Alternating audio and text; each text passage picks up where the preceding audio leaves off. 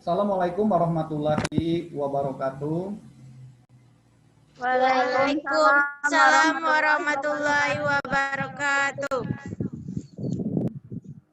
Apa kabarnya hari ini? Sehat? Sehat. Alhamdulillah sehat. Alhamdulillah kalau kalian dalam keadaan sehat. Baiklah anak-anak, hari ini kita mulai belajar lagi, belajar melewati daring ya, melalui daring pembelajaran ini karena kita tatap muka belum bisa, kita melaksanakan daring atau melalui internet, jaringan internet. Ya, sebelum kita belajar, alangkah baiknya kalau kita berdoa terlebih dahulu. Silakan Yulia yang memimpin doa terlebih dahulu. Silakan Yulia. Baiklah teman-teman, sebelum kita belajar, sebaiknya kita membaca doa. Membaca doa, mulai.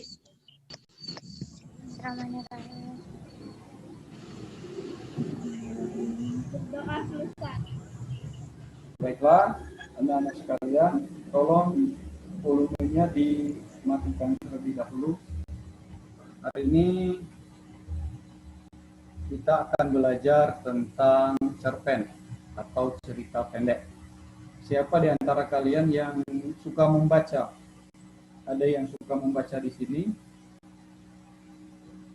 Atau kalian tidak suka membaca? Ya sudah, kalau kalian malu-malu ya di Zoom meeting ini, malu-malu. Baiklah anak-anak, kita hari ini yang pertama kita lihat dulu. Bapak akan presentasikan. Kalian lihat ya di sini ya. Kalian lihat.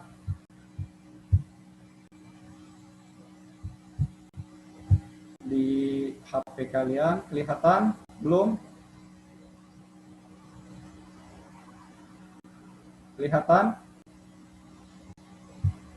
Kelihatan belum, Nak? Kelihatan. Baiklah, sebelum kita pembelajaran tentang cerpen, alangkah baiknya kalau kita lihat dulu apa-apa yang harus kalian pahami sebelum belajar. Yang pertama yaitu kompetisi dasar. Kompetisi dasar dalam pembelajaran ini adalah mengidentifikasi unsur pembangun karya sastra dalam teks cerita pendek yang dibaca atau didengar. Indikator pembelajaran itu mengidentifikasi unsur pembangun karya sastra dalam teks cerita pendek yang dibaca atau didengar. Indikator yang kedua menyimpulkan unsur-unsur pembangun karya sastra dengan bukti yang mendukung dari teks cerita pendek. Adapun tujuan pembelajaran, melalui kegiatan pembelajaran menggunakan pendekatan saintifik, diharapkan peserta didik dapat menentukan unsur pembangun karya sastra seperti tokoh, latar, sudut pandang, dan dalam teks cerita yang dibaca atau didengar.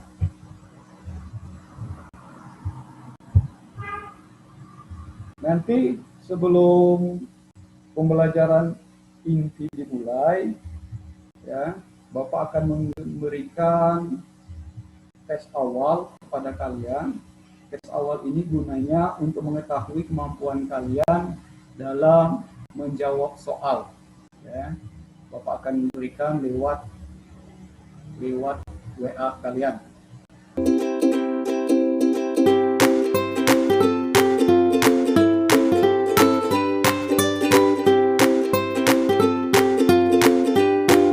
Setelah kalian melakukan tes awal tadi, sudah Bapak lihat nilai kalian lumayan, ada yang nilainya 80, ada yang 60, ada yang 50. Tadi sudah kalian kerjakan. Alhamdulillah hasilnya juga tidak jelek-jelek amat ya. Anak-anakku sekalian, kita hari ini belajar tentang cerpen. Apa itu cerpen? Cerpen adalah sebuah karya sastra pendek yang bersifat fiktif dan mengisahkan tentang suatu permasalahan yang dialami oleh tokoh secara ringkas, mulai dari pengenalan sampai akhir dari permasalahan yang dialami oleh tokoh. Tujuan cerpen adalah untuk mengungkapkan perasaan si penulis dalam menuangkan imajinasinya atau khayalan pada sebuah cerita dan juga dapat menghibur para pembaca, sehingga si pembaca dapat memperoleh hiburan atau mendapatkan teguran atau juga sebuah nasihat dari sebuah cerpen itu. Jadi tujuan dari cerpen itu si penulis mencurahkan isi hati dia melalui tulisan atau cerpen itu. Dan untuk kita, tujuannya kita dapat teguran, dapat nasihat, dan dapat memperoleh hiburan untuk diri kita bagi pembaca. Sedangkan ciri-ciri cerpen itu yang pertama, bentuk ceritanya lebih pendek daripada novel. Jumlah katanya tidak lebih dari 100 kata. Isi cerita berasal dari kehidupan sehari-hari. Alur cerita tunggal, berarti kan tunggal itu cuma satu. Kesan yang ditinggalkan sangat mendalam sehingga pembaca ikut merasakan isi dari cerita pendek tersebut. Hanya satu kejadian saja yang diceritakan dalam cerpen itu. Jadi cerita cerpen itu masalahnya cuma sekali atau cuma satu saja ya. Hari ini kita akan mempelajari tentang unsur pembangun karya sastra atau cerpen. Unsur pembangun karya sastra cerpen itu dibagi menjadi dua. Yang pertama itu unsur intrinsik. Unsur intrinsik adalah unsur yang berasal dari dalam sebuah karya sastra. Sedangkan unsur ekstrinsik adalah unsur yang berasal dari luar karya sastra. Ya, ingatkan, kalau dia intrinsik itu dari dalam, tetapi kalau dia ek itu dari luar karya sastra. In dan ek itu kuncinya ya.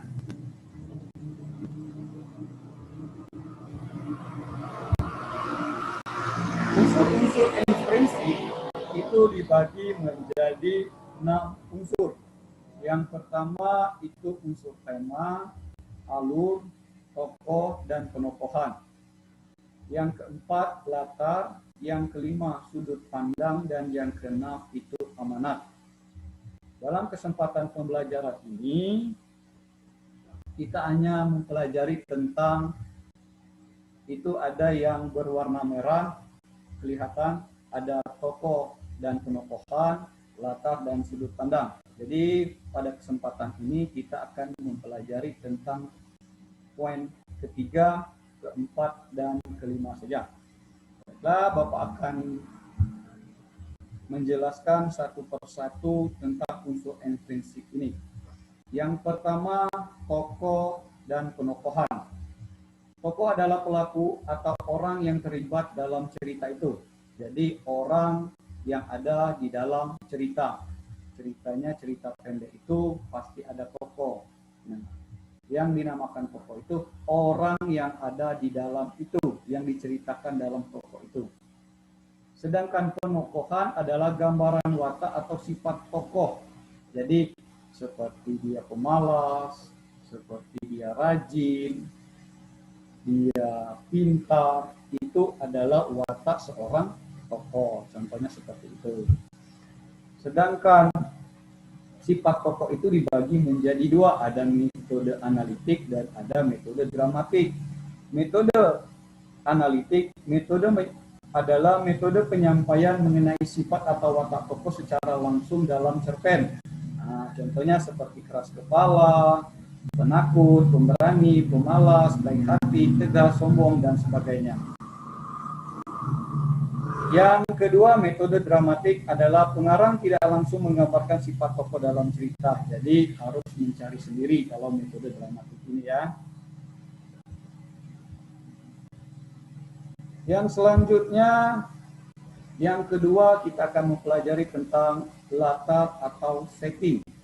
Latar merupakan sebuah keterangan baik mengenai waktu, tempat, maupun suasana dalam cerita. Kita lihat.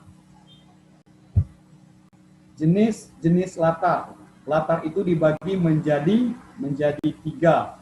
Ada latar waktu, ada latar tempat, ada latar suasana.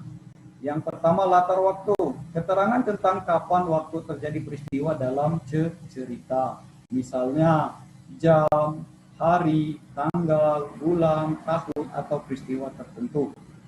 Itu jenis latar. Yang latar waktu. Latar tempat berupa keterangan lokasi di mana terjadinya peristiwa itu. Nah, biasanya di cerpen itu diceritakan kejadian-kejadian di mana orang itu berada atau tokoh itu berada. Biasanya misal dia ada di rumah, di halaman, di kamar, di kota, di desa, dan sebagainya. Itu latar tempat. Sedangkan latar suasana menggambarkan suasana peristiwa yang terjadi dalam sebuah cerpen. Misal, dalam cerpen itu ada gembira, sedih, bahagia, bimbang, bingung, dan sebagainya. Itu tentang latar. Yang terakhir kita belajar tentang sudut pandang. Sudut pandang dalam cerpen adalah cara yang digunakan penulis untuk menyampaikan sebuah cerita. Sudut pandang dibagi menjadi 3. Sudut pandang orang pertama sebagai aku, sudut pandang orang kedua kamu, kau, dan Anda, sudut pandang orang ketiga dia, ia, dan mereka. Contoh, kalau sudut pandang orang pertama dalam cerpen itu biasanya dia menggunakan kata aku. Aku adalah orang yang sangat pintar. Aku selalu juara umum di kelas. Nah, kata aku itu menggunakan sudut pandang orang pertama. Sedangkan sudut pandang orang kedua, kamu, kau, dan Anda. Biasanya sulit sekali ya kita cari cerpen yang menggunakan sudut pandang orang kedua ini. Yang ketiga, sudut pandang orang ketiga, contohnya dia, ia, dan mereka. Misal, dia adalah keponakan paman saya. Dia sekolah di luar negeri. Contoh yang kedua, ia adalah anak dari pacar saya. Dia sangat pemberani. Kata dia dan ia itu adalah menggunakan sudut pandang orang ketiga. Ya. Itulah anak-anak sepintas tentang materi yang akan dipelajari pada hari ini. Untuk lebih jelasnya, nanti Bapak akan kirim materi kepada kalian, materi tentang cerpen. Silakan kalian baca, kalian amati, dan kalian pahami terlebih dahulu. Setelah itu, Bapak akan memberikan contoh cerpen melalui grup WA ya. Kalian pahami, kalian baca, dan kalian amati terlebih dahulu. Setelah itu, Bapak akan memberi kalian LKPD. LKPD ini berbentuk soal. Untuk soalnya menentukan unsur-unsur pembangun karya sastra yang meliputi tadi tokoh, latar, dan sudut pandang. Yang untuk mengerjakan LKPD itu kalian berkelompok ya, kalian berkelompok. Kelompoknya kelompok yang kemarin kalian berkelompok di sana karena kemarin ada 3 kelompok kalian berdiskusi di sana melalui WA grup kalian masing-masing ya. Setelah itu kalian setelah berkelompok kalian mencari dan menentukan apa saja unsur pembangun dalam karya sastra itu. Setelah kalian menentukan, kalian mencatat apa yang telah didapat tadi. Setelah itu, kalian menuliskan jawaban melalui LKPD tadi. Kalau kalian anggap itu semuanya sudah benar, kalian tuliskan, kalian kirim melalui grup WA besar. Itu atas nama kelompok kalian. Terus, setelah itu selesai semua, kita berdiskusi bersama melalui grup WA. Apa-apa saja yang bisa kalian jawab, apa-apa saja kelemahan dalam pembelajaran itu nanti ya. Terus yang terakhir yaitu evaluasi. Nanti Bapak akan kirim evaluasi pembelajaran ya. Bapak akan kirim melalui grup WA. tentang evaluasi pembelajaran. Evaluasi pembelajaran ini melihat kemampuan kalian setelah proses pembelajaran ini. Apakah kalian berhasil dalam pembelajaran ini atau tidak berhasil. Itu untuk evaluasi.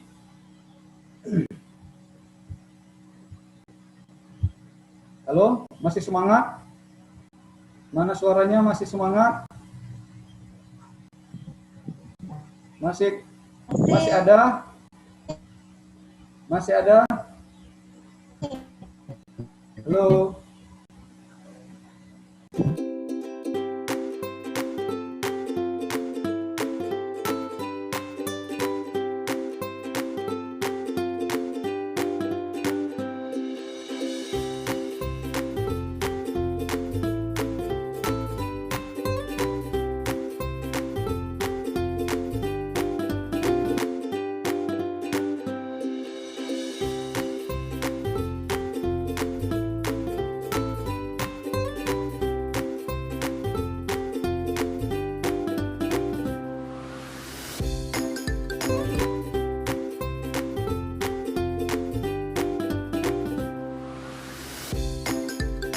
Baiklah, Nana, pembelajaran kita hari ini cukup sampai di sini. Tadi kalian telah belajar tentang cerita pendek. Kalian tadi telah menentukan unsur pembangun dalam sebuah cerita pendek. Tadi sudah menjawab di LKPD. Kita juga melaksanakan evaluasi akhir dalam pembelajaran karena waktu kita sudah habis. Sekarang kita simpulkan tentang materi yang kita pelajari pada hari ini. Silakan kepada anak-anak yang bisa menyimpulkan materi pada hari ini. Ada yang bisa? Pak. Ya, silakan Rispa untuk menyimpulkan materi pada hari ini.